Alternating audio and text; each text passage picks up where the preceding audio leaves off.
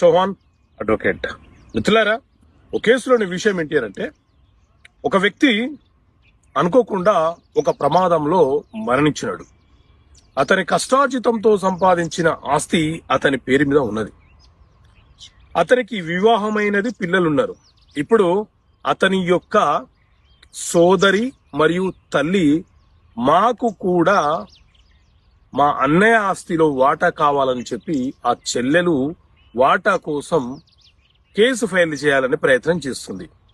So అన్న ఆస్తిలో చెల్లెలకు వాటా వచ్చే అవకాశం ఉంటుందా? మిత్రులారా, మన దేశంలో హిందూ వారసత్వపు చట్టం 1956 అమలులో ఉన్నది.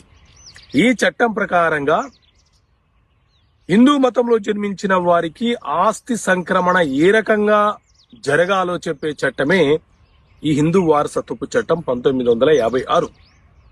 ఈ చట్టంలోని సెక్షన్ 8 ఏం చెప్తుంది అని అంటే, ఎవరైనా ఒక వ్యక్తి తన పేరు మీద ఉన్నటువంటి ఆస్తిని, అంటే తన కష్టార్జితమైన ఆస్తిని ఎవ్వరికి వీలునామా రాయకుండా మరణిస్తే ఆ ఆస్తిలో మొదట తల్లి, ఆ తర్వాత అతని యొక్క భార్య, ఆ తర్వాత అతని యొక్క పిల్లలు చనిపోయిన వ్యక్తి యొక్క ఆస్తిలో వాటాలు కోరే హక్కును కలిగి ఉంటారు. కానీ చెల్లెలకు వాటా కోరే హక్కు ఉండదు.